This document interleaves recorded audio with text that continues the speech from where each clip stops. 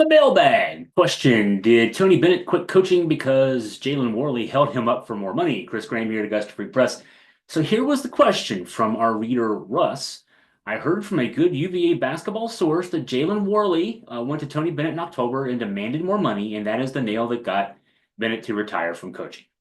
It makes sense after the FSU Leonard Hamilton lawsuit debacle. Is there any truth to that rumor?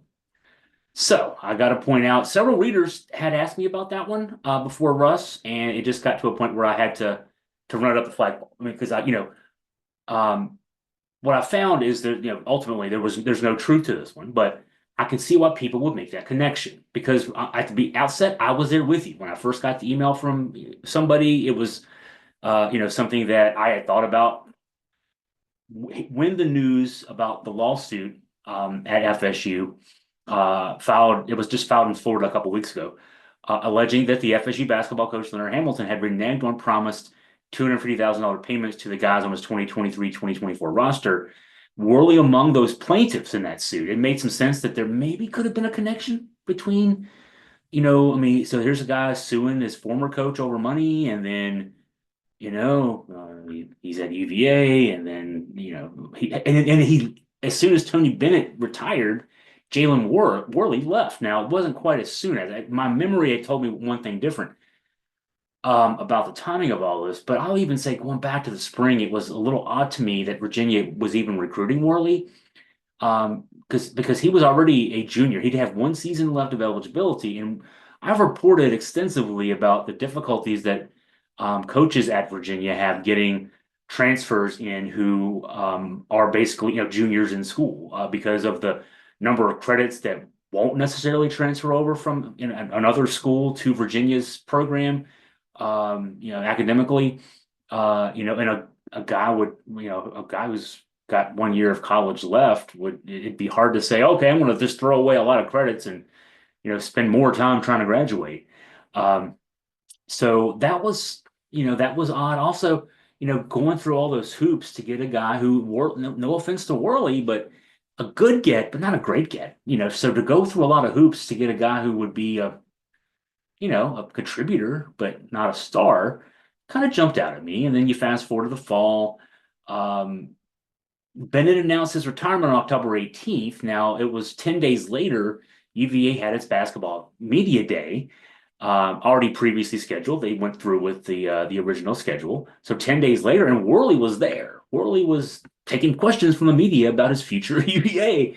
A day later, he announced his transfer. So that was odd. I wrote about that. I wrote about how odd it seemed to me.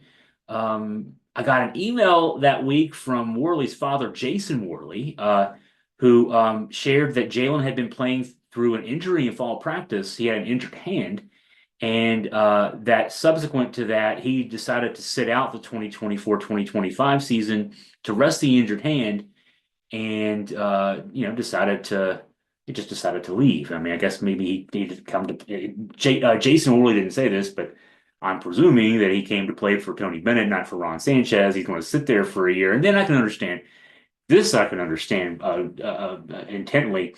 If you're reading the tea leaves, you'd be staying for a year at a school and redshirting because of an injury with a program that you don't know who the coach is going to be. I mean, is it going to be Ron Sanchez? Is it going to be somebody else? So I can understand that. He ends up at Gonzaga. He's sitting out there, sitting out the season there, and he'll have a full year of eligibility starting next fall. Now, I'm hedging about Gonzaga, where he'll be next fall, because of a couple things. One, he could try the NBA draft. I don't read that as in his future, but I mean, every kid who plays ACC level or Gonzaga level basketball thinks that the NBA is in their future. So he could at least test the draft waters. And let's just say this, given how things go with multiple time transfers, he could put himself back out to the highest bidder again. I mean, just what, and no casting aspersions there on Jalen Worley. It just, it's just how things kind of go. All that said, nobody that I've talked to at UVA has said that it had anything to do with money. His decision to leave UVA had anything to do with money. And so I think what we have here with a number of people asking me this question, did Tony Bennett quit because Jalen Warley held him up for money? I think people are still having trouble processing why Tony Bennett decided on the eve of the season to step down. And a kid who left his previous school over money was presenting himself as a logical scapegoat. The lawsuit news comes out, you see Jalen Warley's name. I definitely will say when I saw Jalen Warley's name as one of the plaintiffs in the suit, there's a reason I wrote about that story. I mean, this was this was something I wanted to look into more. But the truth is, Tony had been looking into thinking about getting out of coaching for 3 years, dating back to the spring of 2021, because he'd come to the realization that he's not cut out for putting together a roster and leading a program in his new NIL transfer portal era. The higher ups at UVA had convinced him to keep hanging on with the idea that the NCAA would be able to figure out a way to put some new rules in place to provide structure to the college sports business, and Bennett hung on until he just decided he couldn't do it anymore. And I don't blame him. More to that point, the NCAA still doesn't look like it's going to do anything to fix the system anytime soon. Now, I'll say that from what I've come to know about the college coaching business over my years of reporting on this business, I can't say that I blame Tony Bennett for thinking that way and for doing what he did. I would not want that job personally for no amount of money.